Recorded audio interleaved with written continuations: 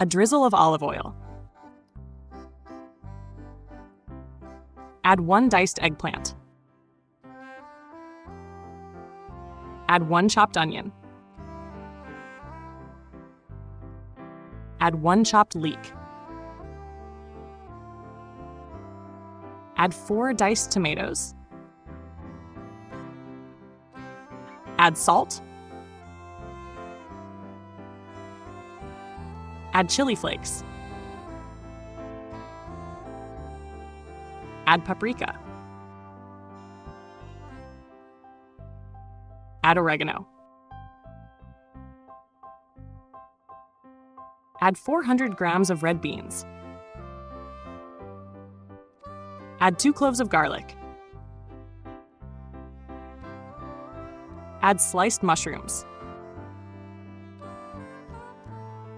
Add fresh coriander.